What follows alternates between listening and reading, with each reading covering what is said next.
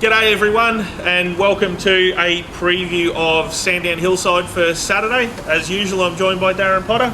Potts, how are you, mate? I'm well, Juppy. Well, feels like we were only there yesterday, Sandown Hillside, Juppy. Yeah, well, that's why we've got the extra long grass there to make sure there's some cushion, and that's the other thing that we've probably got to worry about, Potts, is the fact that, well, the weather's, as you can see, it's beautiful. We're sitting out here in the sunshine. It's only going to get warmer in between now and Saturday, and judging by what they said on the radio this morning, it looks like he's going to throw some water on it. Well, it sounded to me like the track manager mightn't have a choice. He's been sort of got his arm up his back in some sort of fucking stranglehold, being told by the stewards to make sure that it's a G4 to start off with, and that's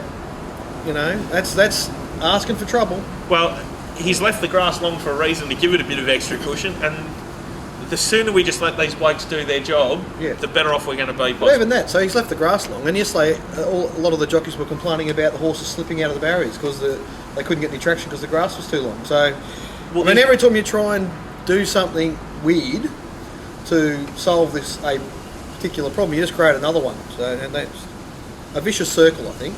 Before we get into Saturday's program, I've just got one point that I want to bring up from yesterday. You obviously watched all the races there yesterday. I saw a couple of them. I listened to most of them.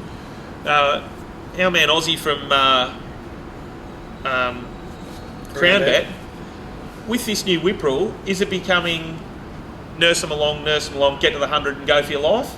And did that somewhat have something to do with the perceived bias of on paces there yesterday? Or I know it was a little bit like that. I saw a couple of races in Kilmore where it looked like they were nursing him for longer than what they normally would. I think the further out wide you get, it's going to look more like that. Yeah. I mean, the better the horses, the less encouragement they need, right? So I think this whip rule is going to be really hard for the jockeys that spend a lot of time riding slow horses. So, like the Dean Yindles of the world and stuff, the reason he's so successful out those country meetings is because you can get slow horses going. You can stop them being lazy. So in the city, it's not going to be as obvious. Yeah. But and I mean, at Sandown on a pretty decent track. It was a bit leaderish yesterday, but it wasn't that bad. Then you get rides like Harry Coffey on Canvas, who just drops anchor and wonders why his horse can't pick up and go. So again, maybe that's a good example. Maybe if perhaps he wanted to give it one under the tail at the 600, because that horse got very lazy between the 800 and the 600 and just couldn't get going again. So. And I think the other thing, and they sort of brought it up on the radio this morning as well, is that Flemington and Sandown and like Terang's on Monday, they're vastly different tracks to a Moonee Valley or a Matoa or whatnot. Like, it's at the smaller tracks, going for it in the last 100's probably where it's. But like you watch the races from Flemington, well, those races start evolving from the turn a lot of the time, and that's 450 from home. Yeah, so I haven't really actually sat down and read the rules, but is it a certain amount of whip strikes from a distance in, or is it in the straight? Like, surely. So what are they allowed? Is it 8 before the 100, and then as long as they're not in consecutive stride, and then after that it's go for your life? Yeah, well, I can see what the jockeys. I mean, it's different tracks. You need to be getting them going at different points. So yeah, I don't know. I'm not really sure. I'm sure the jockeys will find a way to. I mean, if they're on a horse and there's enough incentive for them, they'll just break the rules because no one will ever. Yeah. No one's going to fire it. They'll get fined. It's a fine. So anyway, I don't know. It's not a debate that I'm going to worry too much about. We kick off on Saturday with the Noble Park Plate over 1400. Regasso del Corso's 390, Atlantic City 7, God Forbid 12, Arata 6, Broadway and First is 420, $10 net wealth. What happens here, Potts? Well, it's a 3-year-old race, Juppy, with just full of hollow form. So I don't know where you go really. There's certainly none of these that have ever, for any of those that read the Ask Potts thing during the week, the Twitter follower that wrote the questions in, he actually asked 6 questions, but only one of them made it to the article. So there was 5 other good questions there that you didn't read. But anyway, in explaining it, I sort of talked about, and people that get Vince's stuff, or Vince always talks about benchmark. Yep. Well, there's nothing in this race that's ever got near benchmark at this distance range anyway. So, very hollow form, and I sort of went looking, and I'm a bit worried about finding Mark Kavanagh horses at the moment, because you wonder what frame of mind he's in. Well, you'd have to imagine that Levi's doing most of the training at the moment, wouldn't you? I guess, yeah. I guess I feel for those guys, because to me they've obviously pushed the envelope just to try and compete. Yeah. Because when you've got stables doing things that like have been happening in the last few years with very cheap horses, and these guys have got stables full of expensive horses, and they can't win races. They're pushing things, and it's tough. So anyway, the question marks about the state of mind of the Kavanagh stable aside, I think Atlantic City's got more to offer than most of these, and she's a filly, isn't she? I think she's a filly. No, Bay Gelding. Oh, Gelding, there you go. He's got more to offer than most of these. Should get a good run, and he's $8 in the early market, so I'd be happy to take that price. Once I get away from him, that race at Ballarat, that Media one, looks a very hollow race to me. Regazzo del Corsa does not get 1,400 metres, and he ran too close. Broadway in first was, flogged well and truly prior to the turn just to keep in contact there, and just looked legless. And like most Darren Weir horses on that day, they didn't turn up. So I don't know if you just ignore that with Broadway in first and judge him on his previous runs, and on that basis he's probably got a chance here. Arada's a filly that I had hopes for, but she's really gone missing. So if you're tipping her, you're doing it on hope. But didn't it win at Sandown, Pops? Yes, well, it was unfortunately in the same race as another filly called Indara. Arada and Indara. Unfortunate that one. Anyway, so it's Atlantic City or bust here for me, really. But not a race massively to get involved in, but something small at the reasonable early price. Race 2 is the Yarraman Village Plate over a mile. Jacqueline Bay 380, Evangelist 8, Eximus 650, Majestic Duke 6, Tonopah 330, double figures the rest spots. Who's this sponsored by? Australia's Pensioners Insurance or something like that? No, or? It's City of Greater Dandenong Race Day. Oh, right, okay. So these are all the little towns dotted through the City of Greater Dandenong plots, which is out where Sandown is. What's the youngest horse in this race, Juppy? I don't know, but most of them have been going around for as long as I have, I know that. I don't think any of them would be younger than 6. 8, 6, 7, 6, 8, 5, 1, 5, 6, 8, 6 and 7. Who's the 5-year-old Tonopah, is he? Or Majestic Duke? Majestic Duke's 5. All right, well, there you go. Probably a good reason to back him. Anyway, there's a bunch of old, cunning horses that are a bit hard to nail down. There's a few pedestrians, isn't there? Yeah. So Jacqueline Bay gets the rider change. I think Michael Walker, who's a very good jockey, has lost the plot on this horse, so hopefully Dylan Dunn is bold enough to just let him run along. Whether that's running along in front or third, it doesn't really matter, as long as the horse is allowed to... In its own rhythm. Yeah. And he's flying at the moment, Dylan Dunn, isn't he? He's riding really well. He is going particularly well. So, Majestic Duke and Black Jag will probably be stamped pretty urgent here, and you can probably just tag them along, and if he's going above benchmark, he'll keep going. He's a very hard horse to get past when he, gets the others off the bit. And on that basis, he's top pick, but he's well enough found in the market. I mean, when I did this race, usually when you do a race, you come up with your prices and you go to the market hoping to find a few good overlays. Yeah. But when I did this race, I thought, geez, I hope they found everything right here, because I don't want to bet in this race. I was pleasantly surprised. There's nothing really, significantly over the odds. So I haven't had a bet in this race, and I probably won't. But Jacqueline Bay's top pick. Evangelist is up and down sort of a horse. His best gets him in there somewhere. Eximius showed some signs of life last start, but I think he's better at 1,400 than 1,600. But he's alive in the race. Tonopah's alive in the race, but geez, he's a thief and he's under the odds, you know. So no real betting interest in that race for me, Juppy. Race 3 is the Ashford's Accountant Plate over 1800. Ashford's Accountants, wasn't he a cracking colt? Lord Athenaeum 10, Pacific Heights 12, Tarrangouwer 270, Cerberus 12, Firehouse Rock 750, $11 now's the time, 5 Turbo Street, the rest are big odd spots.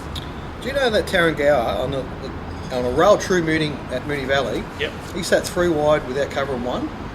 I mean, is that amazing? Things like that can happen sometimes. It's a rarity. I think nearly every horse on the meeting was 3 wide or 4 wide at some stage that won, apart from Billabong Bay, who we'll talk about later. But it was a significant advantage to be off the rail there, and in every press you read or anything else, all you hear about is what a brave performance it was by Tarrangouwer to win, despite racing 3 wide with cover. It was a much better spot than being, you know, every horse that raced on the fence at that meeting was disadvantaged. Well, that's the line in Best Bets. Good fresh run after covering ground. Well, it doesn't matter if you're carrying ground if the ground you're in is 3 lengths superior than... And on the Canberra turn there, I mean, it's just often... I mean, we saw it again last Saturday. There was a lane out there well off the rails. That was an advantage. How much of an advantage is debatable, but it was an advantage. Anyway... Well, it had to be a reasonable advantage by the way Jess Payne was out there the whole way and... Molly Magic, made him look silly. Anyway, you know, again, a bunch of very steady horses here, and most of them are not, you know, easy to trust. And Tarrangouwer's drawn his wide gate here, so all of his good forms from wide gates. He's a horse that likes to get outside horses, and he's a one-pace grinder. He'll get everything that he wants here, and he'll be very, very hard to get past. So, even though I initially marked him a little bit longer than his current market price, when I've gone over the market and polished it up a little bit, I could probably get him into 6 to 4. So he sounds like he's not normally the sort of horse you want to take that price. So to do that, you've got to be able to leave Turbo Street out. Yeah. And I don't like Turbo Street here at all. I think he's going to get well and truly back in the field, and his form is completely hollow. So and I can understand why people might like him, because he's not found his limits yet. You know, he might be good enough to win this race, but I'm prepared to say on what he's actually done, he's done very little, and his form's a bit flattering. And I think he's the weak link in the market. And on that basis, I can get Tarrangouwer to a backable price.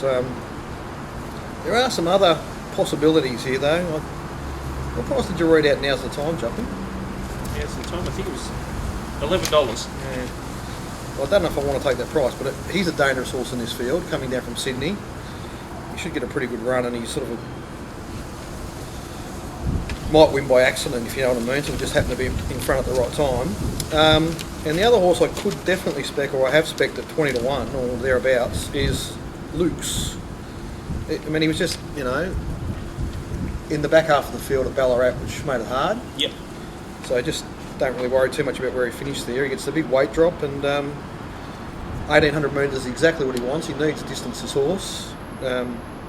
Should be enough tempo here to make it interesting. I think he's got a good chance at double figure odds. And did finish 20 lengths in front of Turbo Street in the South Australian Derby too. Oh, there you go. I didn't even notice that. But it's good.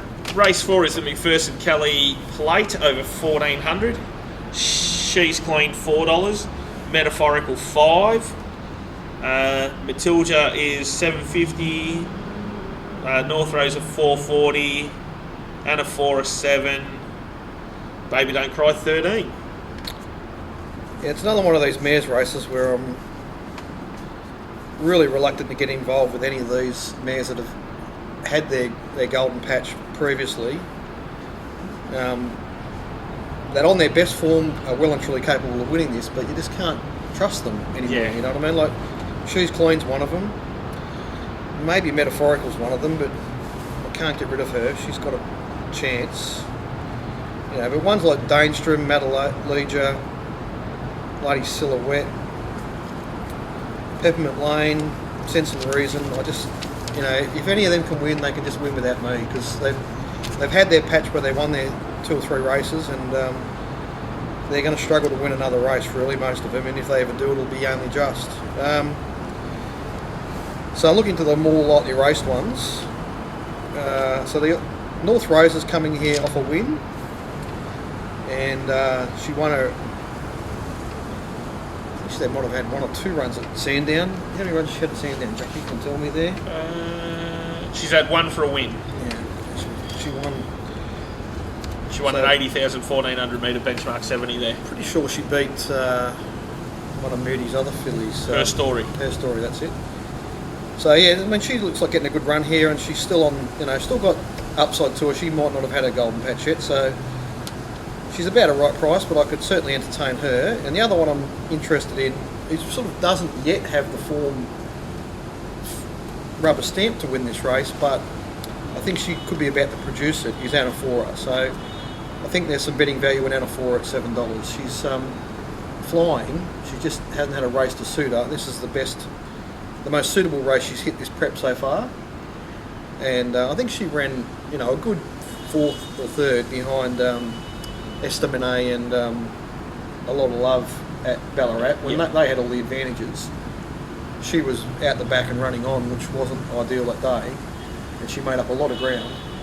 I think that's a really good prep for this, and I think this is not a bad race for her. So yeah, can certainly back her at $7. Like in similar class races, Pods, like she's outperformed her SP. Like she's been beaten 0.1 as a $14 shot, and run 3rd beaten 4.4 as a $15 shot. So yeah, she had a couple of really nice runs at 1600, or one particularly at Caulfield last prep. Yep. That sort of said she's going to be a mare that will, win Saturday races as she matures and gets a bit stronger. So yeah, I think she's the best betting value in that race. Race 5 is the time-honoured Hilton Manufacturing Handicap over 1500. We have Lily Dazzler 390, Toucan Shoes 650, Rich River 8, Bascule 12, Distant Rock 5, Got Your Double 13, and Pretty All 13. Goodness gracious me. Wow, so Lily Dazzler's favourite. I mean, she's honest. She's very honest, but she's coming through all that really crappy mares form. I mean, she did the race she ran in and ran 4th in. She sort of cheated to run 4th, but she ran 4th beyond solicit. That's not a bad mares race. So I can sort of see where they're coming from, but there's no way in the world you'll get me falling into Lily Dazzler at that price. She's a back marker. She almost always misses the start a little bit. She's drawn gate 1. Takes on the boys. Yeah, just leave me right out of her. Like, I'm not so much that she's not got the ability to beat these, because they're a pretty miserable bunch of horses, but she's not the sort of horse you want to be taking less than 3 to 1 about. Yep. So while I'm saying she's got a winning chance, no thank you. And then I think the second favourite, based on that market you just read out, is Distant Rock. I mean, he just hasn't got any form. Like, he just goes around with the pack. Yeah. So, I mean, every now and again, because he's a very unruly horse. He over races, he plays up on the way to the barriers, and again, he's just not the sort of horse you want to be backing when he's in the market. And every time they make excuses for it, it's like you can forgive him once or twice, but if there's a continual pattern of it, then they're behavioural traits. It's not. Yeah. Well, that's dead right, Juppy. So, I mean, going back to what we were saying way back to race 1, there's horses here that have had wins above benchmark previously, but they haven't done it in a while. Like Bascule's probably has the best performance in this race, but he's so out of form. I hate not trusting Chris Waller horses and letting them go around against me, but so it depends what price he gets to, but at the moment he just looks like a horse struggling for form. So if he found it, he'd be right in it. But what price was it? Bascule was $12. $12. Well, maybe. What about the other Waller runner there, the Theory Pythagorean? He's another miserable horse, but his last run was the best one in a while. He was spec'd at very big odds there, and he ran okay. But in saying that, the start before he did get beaten 15.5 lengths of goal, but so he's been getting beaten over 10 lengths repeatedly for a while. So Anyway, I went searching for some value in the fresh horses here in the 1500 metre race. I don't know if that's a good idea or not. I'm not sure. Toucan Shoes Team Hawks, they don't really put him under any pressure in the jump outs, and he's done nothing in his jump outs, but his fresh record's okay. He's had 4 fresh runs and he's never finished worse than 4th. So he's had a win and a second and 2 fourths. I think he's probably the best horse in this race, like if you ignore Bascule. Bascule's one high rating run. Toucan Shoe's got a number of runs just above benchmark. Yeah. And he's resuming off 1. He's resuming off 2, like the Sandown win and the interesting ride at Mornington. But it is a 200 and something day spell. Yeah. So I'm just saying at 750, he'll go round a winner for me. Yeah. Rich River's a consistent horse. Darren Weir, not usually first up, but you know he's at a price where I could just have him on my side. Got You Doubles, got a few runs around benchmark. He's $15 here. His first up run at, where was it? Dunkeld last. Dunkeld, yeah. Out wide. Linda Meach used him around the sweeping turn there. Well, not the tight turn. Yeah, it is a tight track. He was first up, and it just took all of his energy out of him. I think the run was much better than what it reads on paper. Yeah. And if he's ready to produce some of his previous city runs, he's got a chance at $15. And Pretty Dior had a golden patch going back June last year. He won 3 in a row, I think. One of them was on the synthetic, and it was just, he's never quite been able to get back to that level, but he sort of looks ready to peak. And if he got anywhere near that level, I think he beat Winehold, and he beat a bunch of horses that day at Geelong that have won a number of city races. I can't remember who they all were, but there was quite a few really good Saturday horses in that race, and he gapped them. And he's $15, so I could spec him as well, even though he could be a bit of a deceiver. He sort of runs on in the 4th a lot, you know. Even the beaten 3 lengths behind Barisha at Pakenham's, like Barisha's come out and made that form look all right since, hasn't he? But so the only problem with that race, Juppy, was that was a slowly run race. Okay. Was it windy there that day? Could have been. Yeah, could have been. Yeah, absolutely. Normally is. Race 6 is the Total Logistics Solutions handicap over the flying 1,000 metres. We've got Badajoz 340, Constant Justice 9, Billabong Babe 11, Heavily 440, Belomo 13, Cool Schnitzel 7, My Passport 11, and 15 Dangerous Breeding. Price to read at Billabong Bay? $11. Yeah. So a busy looking map up front, which is not ideal for Billabong Bay, but sometimes they look busy on paper because a lot of these horses are coming off tight circle tracks where they've led. Yeah. And then they get to the bigger track and they hold them together, you know what I mean? They sort of go in a pretty tight bunch, and it doesn't end up being as high pressure as it might look on paper. But on paper, it does look like a race full of pressure with, you know, Billabong Bay, Dangerous Breeding, Kilowatt, Petite Reward, Heatherly, Miss Gidget, all on paces, and even in behind them, there's other horses that'll push them along. So they'll keep them honest up front, won't they? Like there looks to be. That's a 1,000 metre race, so that's fair enough. Well, we'll start with Billabong Babe. She won at Moonee Valley on that track where it was a significant advantage to be off the rail, and she jumped straight to the front and was on the fence.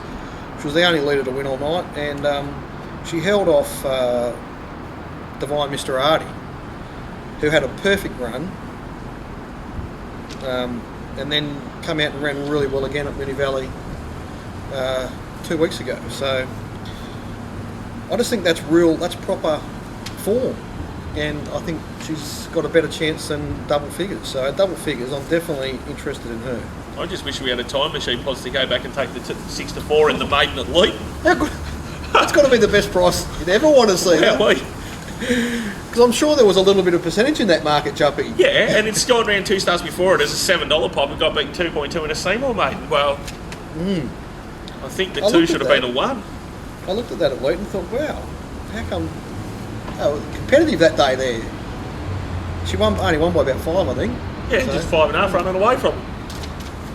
Anyway, so like she's value. Just quickly on Heatherly, she's a fast filly,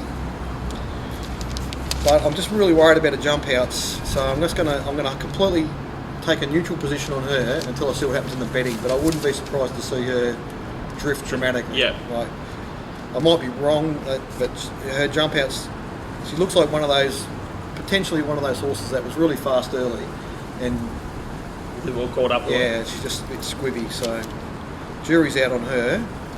Batter Jaws is the horse that comes here with proper form. So that midweek race that he just missed out in, Triple Snitz, I think's a talented horse, really wanted to win that race. Yeah, there's 4 more around that race. It's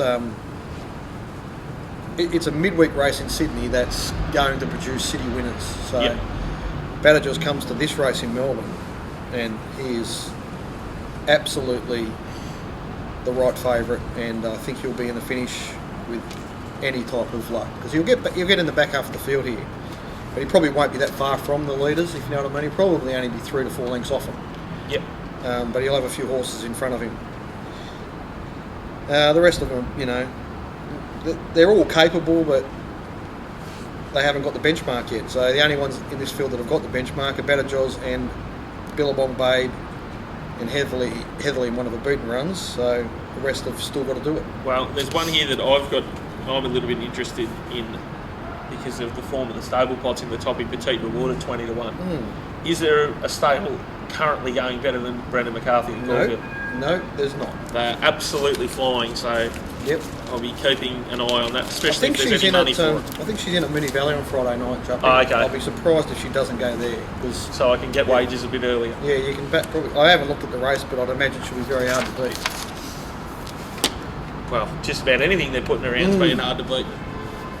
Race 7 is the feature race, the City of Greater Dandenong Stakes over 1,000 metres. Tried and Tied 15, Diamond Oasis 850, Grain 13, Office Bearer 13, Raldas 550, Java 12, Wild Rain 460, Danger Cross 12, Tuscan Sling 480, $13 Bo Rada.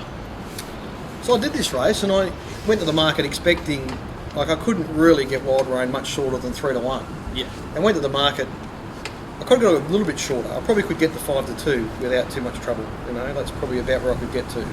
Expecting her to be, 7 to 4, 2 to 1 at best, and I'd have to let her go around against me. Yeah. I was pleasantly surprised to see as much as $4.80 and $5 around. It just seems like a very generous price for a mare that's got a string of consistent performances together in harder races than this. This is a much better race for her than the race at Ballarat was. And she SP 240 at Ballarat. 40.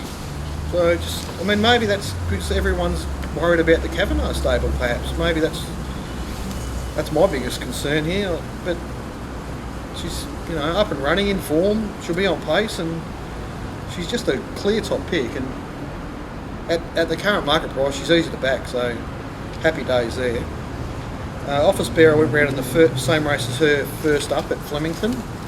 She was over on the inside, he was over on the outside.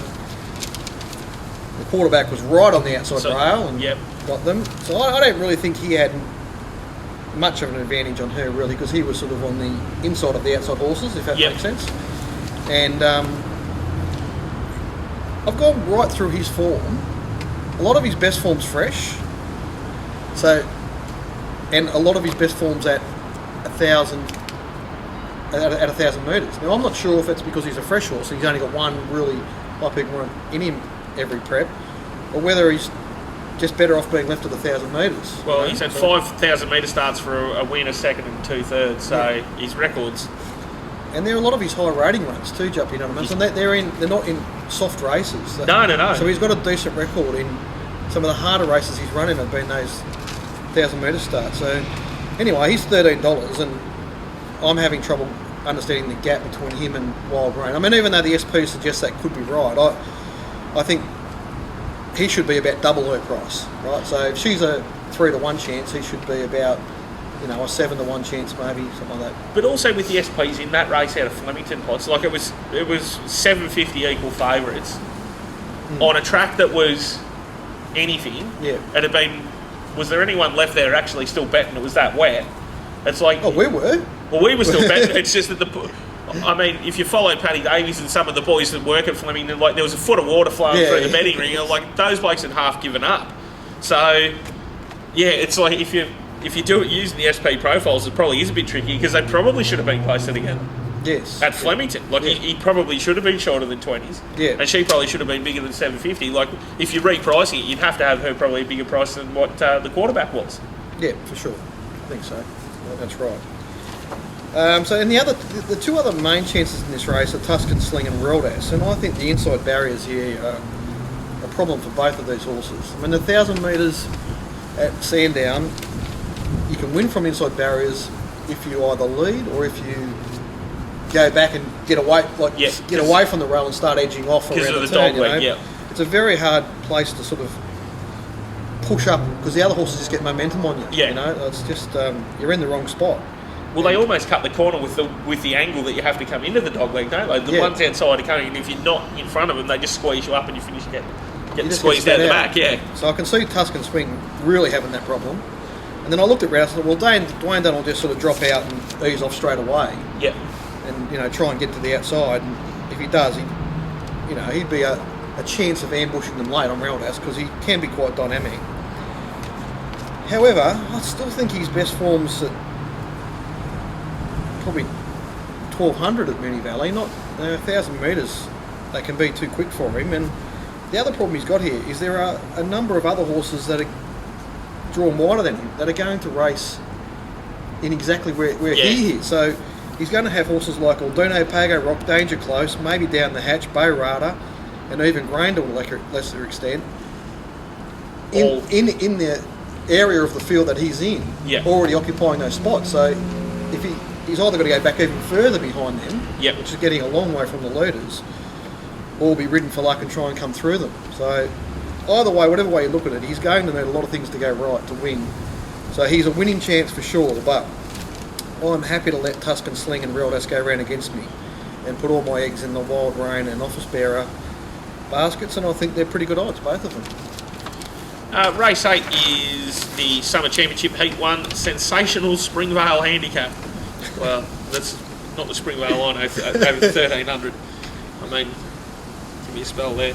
Tadlow Tondo 11, Del Prado 15, Galaxy Pegasus 550, Gallant Harmony 7, 460 Mr. Backchat, $30 Karani, $13 Bell Rhythm, $11 King Buddy, and $15 Sneaky Squirrel, $11 Impulsive Spirit. Another race where we haven't got many horses that have ever been much above benchmark here, Juppy. So yep. And for those that like Gate 1, have a look at Galaxy Pegasus form. This poor horse has been tortured by Gate 1 in this prep. He's got it again. And every time he gets away from Gate 1, he runs well. Every time he's in Gate 1, he just finds it stressful and can't go. Is it because he's been in the gates for so long, Paul? Yeah, he's a very nervous horse. Yeah. And then he gets all horses around him. And so he's in there the longest. He's got all these other horses around him stirring him up. Yeah. His form seems to be 3 lengths better when he gets out where he can have a bit of room and do something, and as you say, not be stuck in the gates. But hang on, Potts. Wayne Hawke says you can't win from wide gates. And if Wayne Hawke's trained this horse, I wonder if he'd probably still be a maid. Yeah, anyway, well, they don't get to choose which barrier they come out of, I suppose, but I bet David Hayes saw the draw here and went, not again. He's a winning chance, Galaxy Pegasus, but on that basis, he's just hard to trust, so had to look away from him. Mr. Backchat has got all Adelaide form. I don't think there's anything else apart from Adelaide form in his card, is there? Nope, not what I can see. He travelled really well in his most recent win and hit the lead pretty early in the straight, looked like adoration of the bits, and he looked pretty weak late to me, but I don't know if that's because he's just waiting for the other horses to catch up to him. So if I give him the benefit of the doubt on that basis, he's a clear top pick here because he travelled so well and he's still fairly lightly raced and he's on the up. Sort of should get a decent run in behind him, and so I could have him. I couldn't mark him much shorter than what he's in the market, but I think he's okay. Yeah. So trying to find a bit of value. I think Del Prado's an interesting horse here. He resumes at 1,300 this time. A lot of his recent resuming runs have been at 1,100. Some of them have been pretty good. Okay. And it's a big track horse. He needs wide gates because he's a giant of a horse, if I remember rightly. And he needs tempo on. And I would think we're going to get at least above average tempo here. So he's sort of $16 range or $15, something like that. And I could spec him at that price. It all looks okay for Gallant Harmony, but I don't think he really gets 1,200. So can he get 1,300? Sometimes they can, because they tend to get a better rest in 1,300 metre races than they do in 1,200 metre races. But just not. I think he'll finish thereabouts. So he's probably marginal from a betting point of view. Karani's a horse I've had a look at, but he's a funny horse. He either leads and keeps going and puts in a pretty reasonable effort in the provincials, or he completely turns it up and gets gapped. So it's all the first or last for him.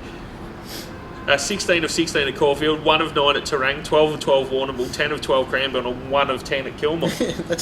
Well, you'll know your fate. Yeah, so I think he's more likely to have to turn it up here, because he'll have to get going a bit earlier to get across, and he'll have Gallant Harmony and Squeaky Squirrel keeping him busy, with Mr. Backchat and Swift Shadow not far away. So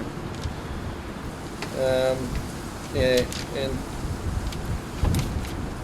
now there are plenty of other horses here that are capable of doing something, but hard to trust.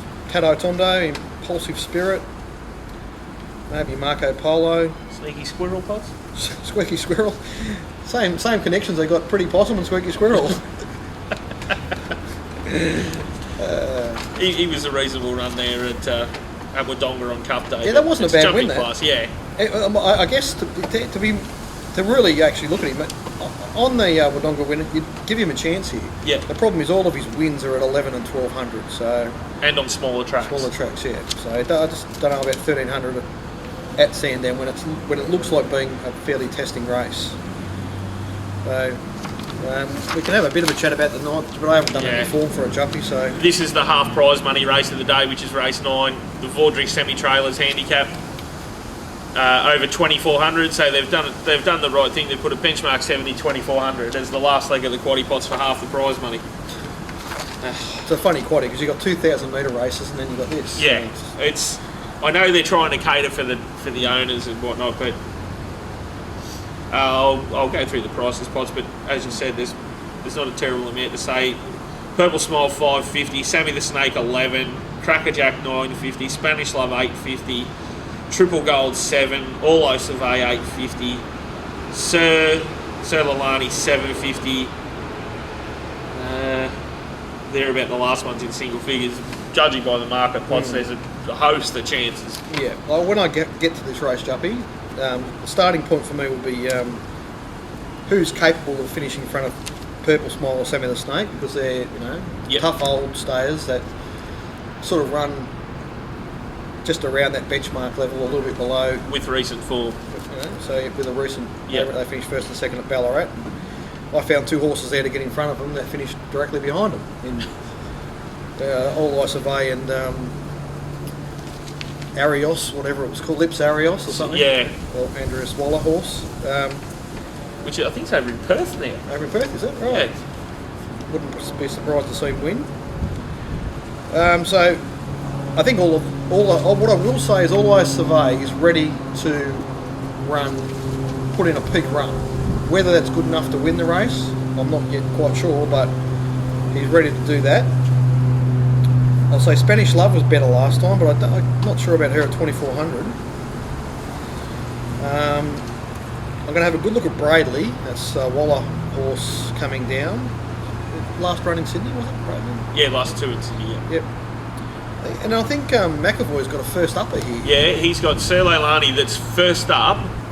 It was ridden by the gun, got beaten 2.3 at Scone over a mile. But previous to that, it had won a Dundalk all-weather maiden over the distance, and got beaten 10 lengths at the Curragh and 4.8 lengths at the Curragh. Well, that's an interesting runner, isn't And it? he has won a trial. Yeah. So, like, with that sort of What distance was the trial over? You would have wanted 2 trials in the one day. Well, that's the thing with the trials, though, isn't it? Like, sometimes you see them, they ride them a furlong and a half past where the finish is.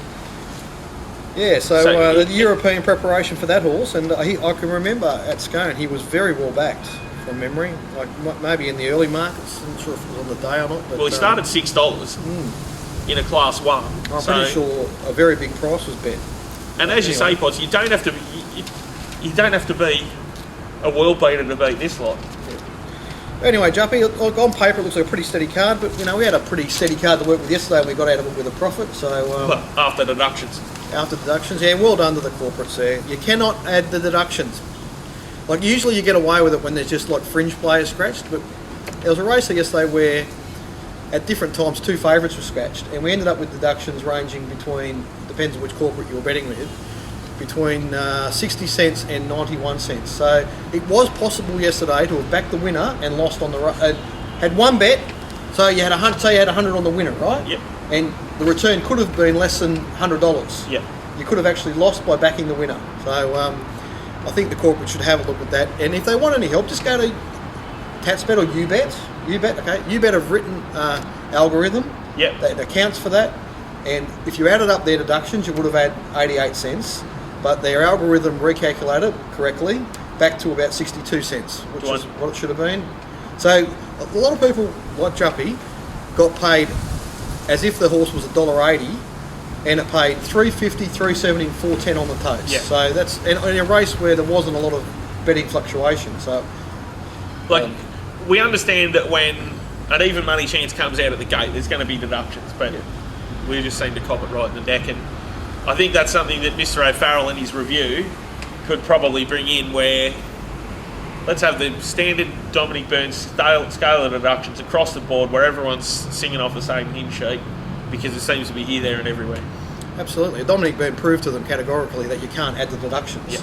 And they went, okay, we'll just keep adding them. Yeah, it does worry us, because 99% of the people don't realise, but the 1% that do, maybe I'll have to send anyone that bet fixed odds in that race would have got it paid out at massively less than the tote. Like, not just a little bit less. I'm saying I've heard of some punters got a dividend that equated to $1.20, and this horse paid upwards of $3.50 on the tote. So pretty silly, but it's a bit hard to swallow, that one, isn't it? It is. Anyway, so we had a winning day yesterday, and hopefully we can have another one on Saturday. We got through the whole show without spruiking anything, Juppy. That's why we've saved it all up from the end there, Pods, because one thing that I did notice yesterday while I was chipping away, there was the Top Better Cash tournament. Right. They had a $55 buy-in tournament just for the day, straight cash, and I think the pot got up over $4,000. Wow. So keep your eyes out for those. So there's some handy cash tournaments to play. And not only that, there's also the weekly 25,000 tournament that'll be on again this week, and you can win your way into that. The tournaments are awesome. Some of our subscribers have been, placing well in there, which is great. So I think, I wished I had an opportunity to get more involved from a playing point of view. But I just think they're going to keep getting momentum, because everyone that I talk to, or that the feedback we're getting is that they're hooked. Even if they're not. I mean, I had a guy last week that actually entered on a free, he opened an account, got the free thing in. Yeah. It was going okay early. Halfway through the day, he had to push pretty much all in. He left $50, like he pushed all in bar, I think it might have been $45. Anyway, after that race, he's gone to the pub to just watch the other horses he'd backed run and everything with his dad. He's gone home after the races and checked his account, and he finished 25th and got 250. Yeah. So it's... And Tube's a mate of mine who he's blessed, but we'll get onto that later, because he's in with Tiger Tees and Terra Vista and those sort of ball of muscle in those horses. But he's just weekend punter, and he got Mark set and Darren set for Melbourne, and he used that with a couple of other bits and bobs that he did himself, and he won the tournament a couple of weeks ago. So there's a lot of different ways. And the thing is, I could probably get the same information to Tubes, and I'm hundreds, and he's probably tens. Can I just say, I meant to say when we were talking about the deductions before, for anyone that did get rorted by the corporates there, and you don't want that to happen again in the future, I would recommend that you get bet with people like Elite Bet. So they're in Sydney, they're 95710500 is their phone number. 02. And they're Dave Dwyer's part of the group, so he's a Sydney on-course bookmaker, and this is his office team that operate like a corporate. They'll, often they'll match prices for you and things like that, and they certainly would never do things like that. If they see a deduction like that that's wrong, they would fix it immediately. And I would think mobs like Palmer Bet would be the same, and Top Better, who obviously is affiliated with the Punters Show. They're Australian-owned companies, and at least you can ring them and get some sense out of someone. When you ring these other large corporates, it is a complete waste of time. You're banging your head up against a brick wall. It's the same with, I deal with a lot of the on-course guys, and they're the same. If I rang them and said, hang on a minute, they would have just said, all right, well, we'll give you tote odds or something like that. At least there's room to move, and you build a relationship with them, and you're not going to get everything you want all the time, but often you can ring them up and say, hey, I need a favour, can you do this? And you will get service, which a lot of the times with the bigger corporates, yes, you get a flash app and you get 24 protest payout, and all that sort of stuff, or a bonus bet on something that you didn't have, whatever. But with the smaller ones, you do actually get service. What you get is great service. They bet you a very fair bet at a fair price, and it's all above board, and it's just fair. Yep. So I would, I do a lot of my betting that way. It's a sensible thing to do. The other thing I wanted to mention too is last week, those that joined us in the Pro Better Live chat room, I didn't have a great day, but Johnny Walter was exceptional again. So Johnny just keeps, there's been, I can't sit here and think of a day in the last probably at least 2 months, Juppy, maybe longer. Yeah, I can't. Where both Johnny and I have had a bad day on the same day. That's what I've been sort of banging on about for the last month or two, haven't I, Pods? That it's just, if you're coming in the chat room, it's $99, so you're getting both sets. It'll be 1 in 20, I'd imagine, where you'll get a day where both sets don't win. Yeah, but it takes out a lot of the variance by betting on 2 joints. Plus, you've got all the added information. A lot of it can be, I've spoken to 1 or 2 in the chat room that are also using Kingsley's back in this. Yeah. Okay, I can still see the price there. I'll take that because I know that in 30 seconds time I'm going to be able to lay it shorter. Yeah. You can do that. You probably have a limited lifespan, but you can do it. So there's plenty of other ways. You get the mounting out information that backs up what the guys are saying. If you've got any questions, you can fire them in. And Dallas is mounting out information for months. Has been outstanding. He's just doing a great job. That angle of it. And Warren's back now. Warren's back. So we've got them in the yard. So it really is a great package, and it's a great way to spend the day. You can do that if you are sitting at home. You can get that. You get the 2 sets. You can bet away at that. You can still go in the tournament. You're a chance to win the tournament. So what you'll get if you get either mine, or if you come in the Pro Better Live, you get both. If you get either mine or Johnny Walter's sets, you'll have you'll have some losing days, but they won't be terrible. No. I can't remember a strip out that either of us have had. At all, it's not in the last year. So we have a back 8 winner. So you'll have some days where you'll have small loss. Yep. You'll have a lot of days that are around that, plus or minus, 20%, whatever, either side of the mark, and you'll have days on a reasonably regular basis. And I don't want to put a number on it, but like I lost 17 units last week. We won about 15 yesterday. The 2 weeks prior was plus 55 or plus 60 or whatever, just to give you an idea. Johnny would have been plus 50 something last week and had another plus 50. I think it was 63, I think. So 63 on the early stuff, and so it was in that that thing. And so I guess what I'm saying is that the occasional losing ones aren't big losses, and the occasional winning ones are much bigger than you know what I mean? So that's the idea of it. So it's about having consistent returns. So hopefully people will come in and join in, and they'll get a good punting experience out of it. And if you're like me and 2 meetings isn't enough, you can also get Johnny McLeod set and bet on Brisbane, because he's the praying mantis. He's just there chipping away, getting little bits and bobs every week. And like, it's tough up there because like they've got one track and they're going around against one another, but he's very patient. He picks the eyes out of it, and it's another one. Same as Hong Kong.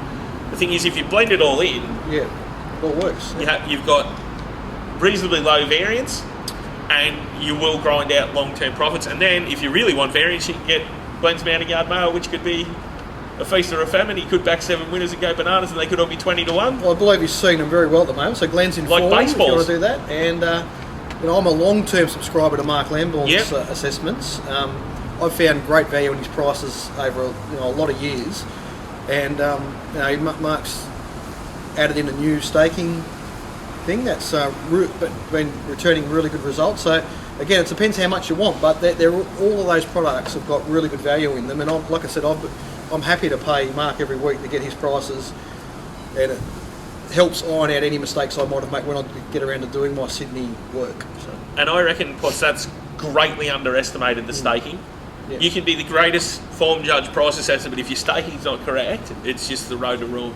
And I think once you're one of the best I've seen at that, and as you say, once you get the staking right, then it does lead to consistent. I think I've said it to you profit. privately, Juppy. Like, I think there are a lot of better judges than me, but I'm really good at managing the money and understanding what prices to back and when to back them, and to turn that into consistent results. So that's the strength of what I do. Really, is about the staking, but and so people can get my set, and if they think I'm not right about which horses I've found, they might even be able to use it and get better results. So there's plenty of ways, and the work's been done. That's what, I still work full time, but Potts is doing the work, and I know that it's been done properly, and that makes a huge difference for me to know that I'm getting, rather than trying to rush through it and try and do it in half a morning on Saturday morning. I know Potts has spent the time doing it, so it just makes everyone who has got. So when you get one of those sets of mine, like this meeting at Sandown that we just talked about, I've already spent 8 hours on it, and now I've got to go and write up all the comments and stuff, which will take another couple of hours. So it's always got at least sort of, somewhere between 8 and 12 hours in it, depending on the field sizes. And for most people simply don't have that amount of time to tip into it, and that's for $99. That's what makes it cheap, because Johnny Boulder's doing essentially exactly the same thing. So, I don't have 20 hours to spare in a week. I don't have 2 hours to spare in a week. So it's a cheap way to get in. And no, that you get to spend an afternoon with Potts and I in the chat room. It's got to be worth something, hasn't it? Yeah. Well, maybe Michelle Payne can come in with us, Juppy. She'll have nothing else to do on Saturday. Please. She's got about as much chance of getting a ride on Saturday in Sydney as I do. Anyway, we'll be back this time next week to next week. I think we're back at Flemington next week. Well, that'll be good. So there'll be some more to pick apart there, and we'll hopefully have a little bit more of an idea of if the whip rules really changed anything. But other than that, hopefully we find some winners out there at Sandown on Saturday, and I'll catch up with you this time next week, Potts. Sounds good, Juppy. Good luck, everyone. Good luck.